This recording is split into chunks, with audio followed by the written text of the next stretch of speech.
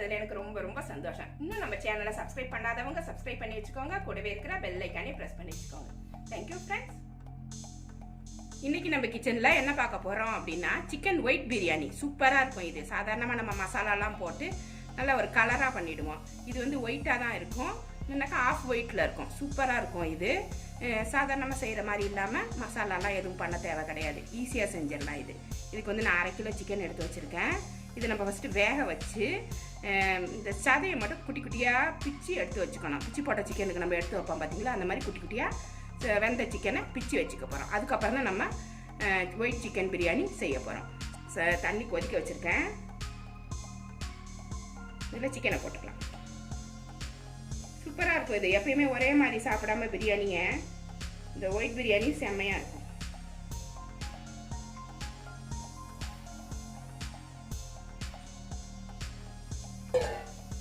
Colour எதுவுமே போடக்கூடாது. இதில் மஞ்சள் பொடியோ மசாலா பொடிகளோ எதுவுமே இதில் சேர்க்கக்கூடாது. இப்போ இதுக்கு கொஞ்சமாக உப்பு போட்டுக்கலாம். ஏன்னா அப்போ தான் டேஸ்ட்டாக இருக்கும். வேகும்போதே கொஞ்சம் டேஸ்ட் வரும். அதில் ஒரு 1/2 ஸ்பூன் உப்பு போட்டுக்கிறேன். 1/2 ஸ்பூன் 3/4 ஸ்பூனாக போட்டுக்கிறேன். ஏன்னா அது டேஸ்ட்டுக்கு தகுந்த மாதிரி போட்டுக்கோங்க. இந்த தண்ணியிலேயே ஒரு 1/2 ஸ்பூன் மிளகுத்தூள் போட்டுக்கிறேன். கொஞ்சம் காரம் ஏறும், நல்லாயிருக்கும். அப்போ தான்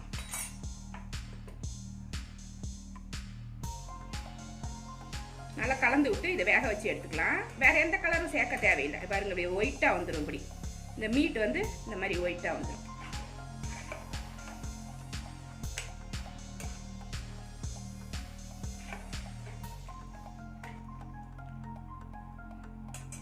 நல்லா வேகட்டும். சிக்கன் நல்லா வெந்துருச்சு. இது ஒரு பிளேட்டில் எடுத்து வச்சுட்டு இது எலும்பெல்லாம் எடுத்துட்டு சிக்கனை மட்டும் தனியாக பிச்சு போட்டு எடுத்துகிட்டு வரும். இந்த மாதிரி எடுத்துக்கோங்க. இந்த தண்ணியை கீழே ஊற்றிடாதீங்க. இது வந்து ரைஸ் வேக வைக்கிறதுக்கு நம்ம ஊற்றிக்கலாம். இது நல்லாயிருக்கும். இந்த வாசனை இருந்தால் தான் ரைஸ் வந்து ரொம்ப நல்லாயிருக்கும். ஸ்டவ் ஆஃப் பண்ணிவிட்டு எடுத்துக்கலாம். இதை ஆற வச்சு இந்த சதையை மட்டும் பிச்சு எடுத்துகிட்டு வரணும். எலும்பெல்லாம் போட வேண்டாம். அவ்வளோதான். இதை ஆற வச்சு எடுத்துகிட்டு வந்துடலாம். சிக்கனை இது மாதிரி குட்டி குட்டி பீஸாக பிச்சு வச்சுக்கோங்க. இப்போ வானல் சூடு பண்ணியிருக்கேன். இதில் கொஞ்சமாக நெய் ஊற்றிக்கலாம்.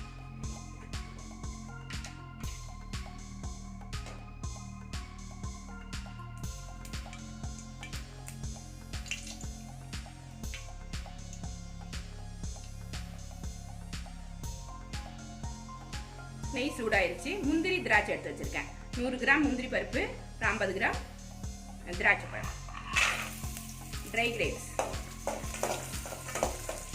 ஸ்டவ்வை சிம்மில் வச்சுட்டு வறுத்துக்கோங்க. போதும் வறுபட்டது. இதை எடுத்துருவோம். இல்லைனாக்கா டக்குன்னு கலர் மாறிடும். அதுக்குள்ளே செவக்குது, நம்ம எடுத்துடலாம்.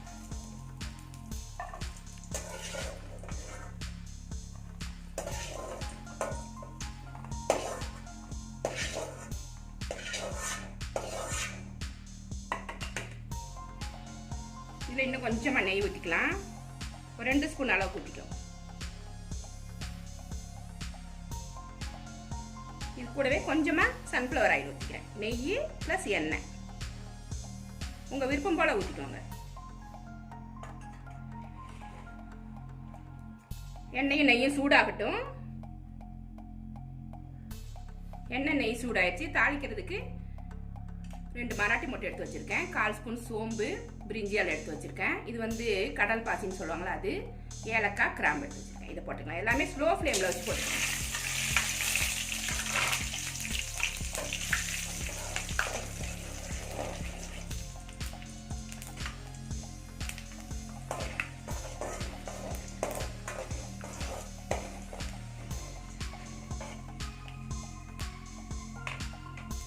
நல்லா பொரிஞ்சிருச்சு. இப்போ கொஞ்சமாக வெங்காயம் போட்டுக்கலாம். பெரிய வெங்காயம் ஒரு கைப்பிடி அளவு, 2 வெங்காயம் இருக்கும். இது 2 பெரிய வெங்காயம் நீளமாக கட் பண்ணி வச்சுருக்கேன். இதை போட்டுக்கலாம். இப்போ வந்து ஃப்ளேமை அதிகமாக, ஏன்னா தாளிக்கும் போது டக்குன்னு கரிஞ்சு போயிடுச்சுன்னா எல்லாமே வேஸ்ட்டாக போயிடும்.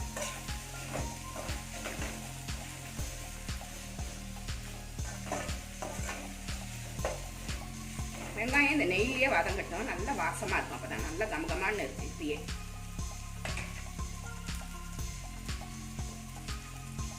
சிக்கன் தான் இப்போ நம்ம பொரிக்க போகிறோம். அதுக்கு காரத்துக்கு தகுந்த மாதிரி பச்சை மிளகாய். இது இல்லாமல் நம்ம சாதத்துலேயும் கொஞ்சம் போடுவோம். அதனால் அளவு பார்த்து போட்டுக்கணும்.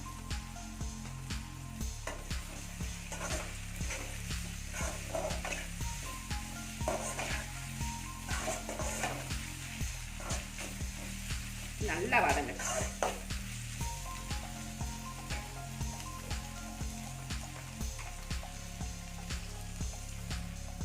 வெங்காயம் நல்லா இந்த அளவுக்கு வதங்கணும். நல்லா வதங்கிடுச்சு பாருங்க. இந்த மாதிரி இருக்கணும். கொஞ்சம் நம்ம இஞ்சி பூண்டு பேஸ்ட் போட்டுக்கலாம். 1 ஸ்பூன் போட்டுக்கிறேன். இந்த ஸ்பூனால நல்லா ஃபுல் ஸ்பூன் போடுறேன். ஏன்னா நான் 1/2 கிலோ ரைஸ் செய்ய போகிறேன். அதுக்கு தகுந்த மாதிரி நான் போட்டிருக்கேன். சிக்கன்லேயும் கொஞ்சம் உப்பு போட்டிருக்கோம். அது இல்லாமல் இந்த சமயத்தில் கொஞ்சம் உப்பு போட்டுக்கலாம். உப்பெல்லாம் கொஞ்சம் பார்த்து போட்டுக்கலாம். கருவேப்பிலையும் போட்டுக்கலாம்.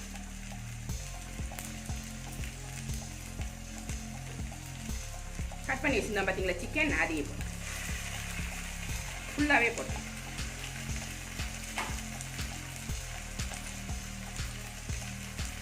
மிளகுத்தூள் 1 ஸ்பூன் போடுறேன். நல்லா 1 ஸ்பூன் நல்லா நிறச்சி போட்டுக்கலாம். அதிகமாக வேணா கூட நீங்கள் போட்டுக்கலாம். இதை நல்லா ஃப்ரை பண்ணிக்கணும்.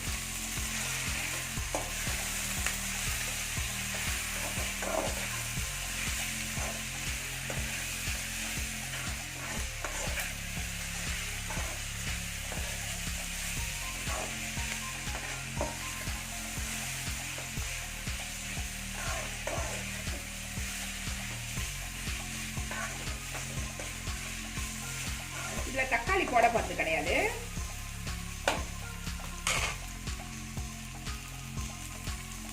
தக்காளி சேர்க்காததால 1 கரண்டி தயிர் சேர்த்து, 1 கப் அளவுக்கு தயிர் சேர்த்து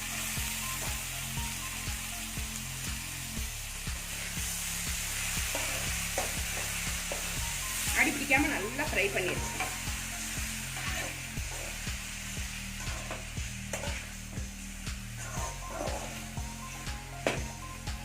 கொஞ்ச நேரம் ஃப்ரை ஆனால் போதும். எந்த மசாலாவுமே இதில் கிடையாது. அதனால சிக்கனும் வெந்துடுச்சு. லைட்டாக ஃப்ரை ஆனாலே நம்ம இதை எடுத்து வச்சிடலாம்.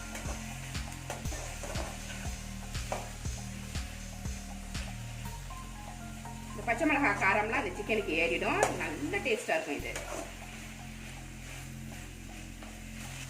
சிக்கன் இந்த மாதிரி நல்லா ஃப்ரை ஆகணும். அடி பிடிச்சிடக்கூடாது. பார்த்து செஞ்சுக்கணும். கடைசியில் கொத்தமல்லி புதினா கொஞ்சம் நிறையாவே போட்டுருங்க.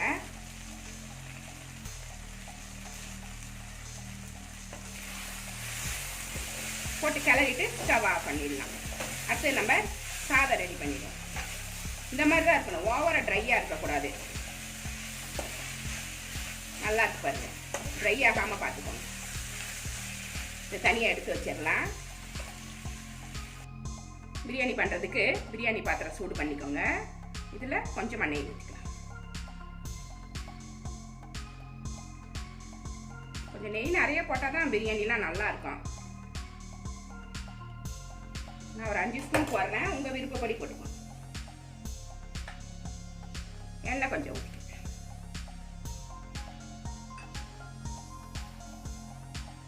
தாளிக்கிறதுக்கு கிராம்பு எடுத்து வச்சுருக்கேன். ஏலக்காய் 4 எடுத்து வச்சுருக்கேன்.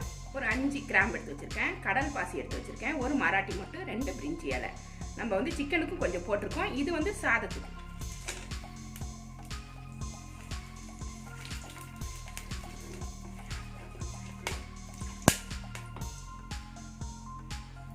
கிராம்பு நல்லா பொரிஞ்சிருச்சு. ஒரு கைப்பிடி அளவு வெங்காயம்.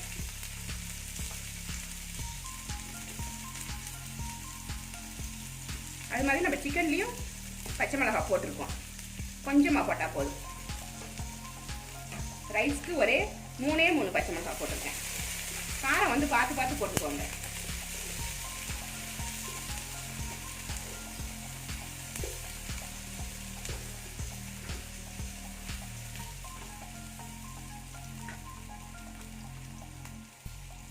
வெங்காயம் நல்லா வதங்கட்டும். இதில் 2 ஸ்டார் சோம்பு போட்டுக்கலாம். ஏன்னா நம்ம பொடியாக எதுவுமே சேர்க்க போகிறது கிடையாது. அதனால் இப்படி ஏதாவது முழுசாக சேர்க்கறது எல்லாத்தையுமே எல்லா ஸ்பைசஸையும் போட்டால் தான் ஒரு காரம் கிடைக்கும். நல்ல ஒரு வாசனையும் கிடைக்கும்.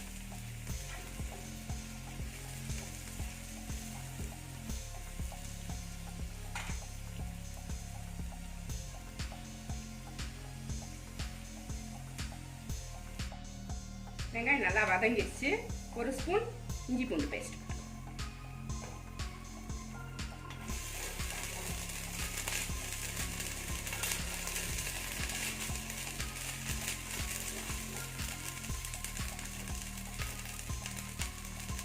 கொஞ்சமாக கொத்தமல்லி புதினா தூவிக்கலாம். லாஸ்ட்டில் கொஞ்சம் தூவிக்கலாம். கொஞ்சமாக சும்மா வாசத்துக்கு ஃபஸ்ட்டு கொஞ்சம்.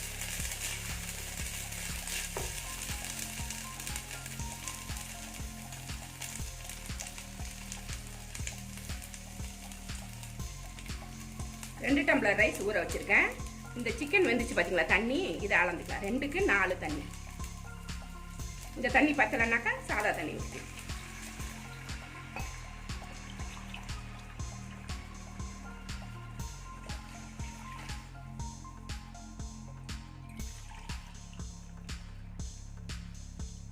மூணு டம்ளர் இருக்கு. இன்னும் ஒரு டம்ளர் மட்டும் அளந்து ஊற்றிக்கலாம்.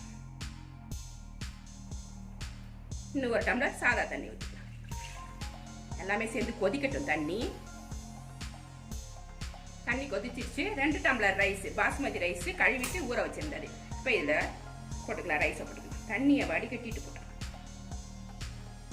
ஏன்னா இதில் அளவாக தண்ணி வச்சுருக்கோம். இதில் இருக்கிற தண்ணியை ஊற்றினோம்னா அதிகமாகிடும்.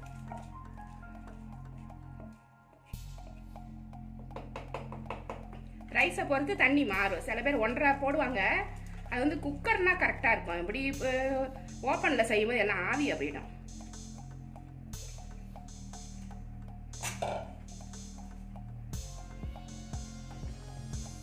சிக்கனில் கொஞ்சம் உப்பு போட்டிருக்கோம். அது இல்லாமல் ரைஸுக்கு நம்ம போட போகிறோம்.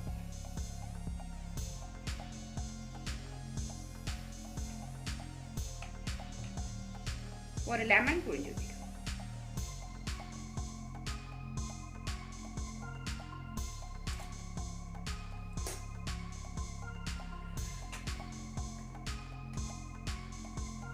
சின்ன லெமன் தான், அதனால 1 முழுசா ஊற்றிருக்கேன். பெருசாக இருந்தால் பாதி போதும்.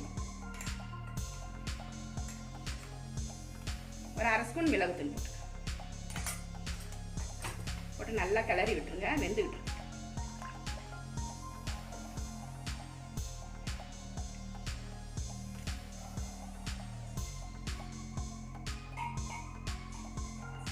மூடிலாம் நடுவில் கிளறி விட்டுக்கோங்க.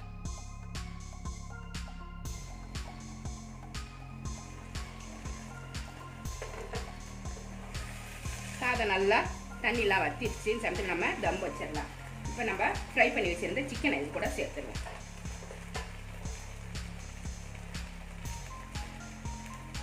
சிக்கனை இதில் போட்டு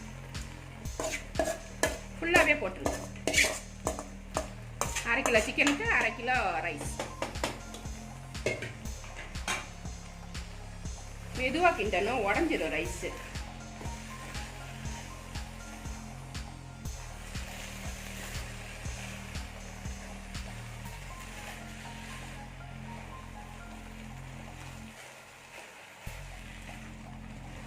சிக்கனோட ஃப்ளேவர்லாம் இப்படி சாதிச்சுட்டு போயிடும்.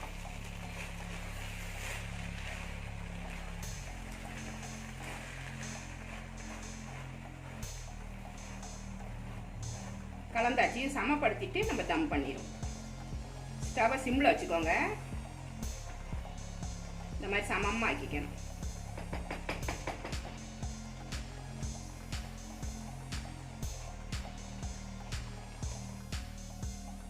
சமப்படுத்திட்டு இதில் கொஞ்சமாக பட்டர் போடுறேன் நான். இது வந்து ஆப்ஷனல் தான். உங்களுக்கு பிடிச்சா போடுங்க, இல்லைனாக்கா கீ கூட போட்டுக்கலாம். இந்த ஃப்ளேவர் நல்லாயிருக்கும், அதனால் கொஞ்சமாக.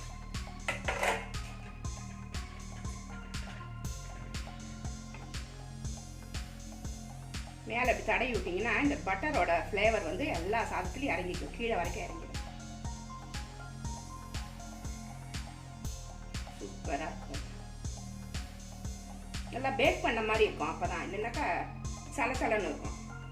இந்த மாதிரி பட்டரு நெய் ஏதாவது போட்டால் தான் நல்லா பேக் பண்ணி நல்லா வந்திருக்கும். இப்போ முந்திரி திராட்சை ஃப்ரை பண்ணி வச்சுருந்தோம். அது மேலே போட்டுடலாம். கொஞ்சம்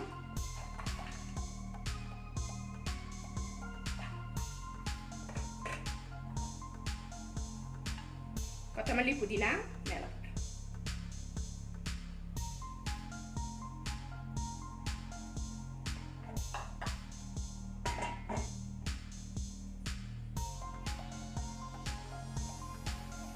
இதை இப்போ தம் வச்சிடலாம். நான் அலுமினியம் ஃபாயில் பேப்பர் போட்டிருக்கேன். உங்களுக்கு இது இல்லைன்னா நியூஸ் பேப்பர் கட் பண்ணி போட்டுக்கோங்க. கீழே தொங்காமல் பார்த்துக்கோங்க. சிம்மில் வச்சுருங்க ஸ்டவ்வை. கீழே தொங்காமல் பார்த்துக்கோங்க, அடுப்பில் படாமல். இது வந்து நம்ம ஒரு 15 நிமிஷம் வச்சு எடுக்கிறோம். சூப்பராக வெந்து போயிடும். அடுப்பில் படக்கூடாது. வரம்பு இருந்தால் வரம்பில் மடக்கி விட்டுருலாம். இது கிடையாது பார்த்தீங்களா இந்த பிரியாணி பாட்டில், அதனால் நான் மேலே மடக்கி விட்றேன். இப்படி அடுப்பில் படாமல் அப்படியே ஒரு 15 நிமிஷம் இருக்கட்டும். சூப்பராக ரெடி ஆகிடும். சிக்கன் ஒயிட் பிரியாணி செம்ம டேஸ்ட்டாக இருக்கும். 15 நிமிஷம் ஆயிடுச்சு. தம்மை எடுத்துடலாம். சூப்பராக ரெடி ஆயிடுச்சா? இந்த மெதுவாக கலரலாம். ரொம்ப கலர்த்திங்கன்னா உடஞ்சிரும். சூப்பராக இருக்குது பாருங்கள். நல்லா உதிரி உதிரியாக நல்லா இருக்குது. காரம் பத்தலைன்னா மிளகு பொடி தான் போட்டுக்கணும், தூவிக்கணுமே தவிர வேறு எதுவும் போடக்கூடாது. ஒரு பிளேட்டில் எடுத்து வச்சுக்கலாம்.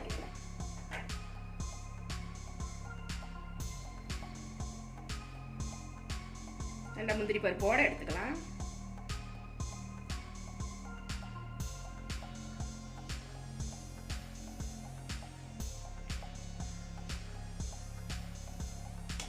ரெடி ஆனதுக்கப்புறம் இது மாதிரி தான் இருக்கும். செம்ம டேஸ்ட்டாக இருக்கும். டிஃபரெண்ட் டேஸ்ட்டாக இருக்கும். உங்களுக்கு எப்பயுமே சிக்கன் பிரியாணியே சாப்பிட்டுட்டு இருப்போம் பார்த்தீங்களா, இந்த மாதிரி ஒரு நாளைக்கு செய்யும்போது செம்ம டேஸ்ட்டாக இருக்கும். இது கூட ஒரு சிக்கன் ஃப்ரை வச்சுக்கிட்டிங்கனாக்கா செம்ம மேட்சாக இருக்கும். இந்த ரெசிபி உங்களுக்கு பிடிச்சிருந்தா நம்ம சேனலை சப்ஸ்கிரைப் பண்ணி வச்சுக்கோங்க.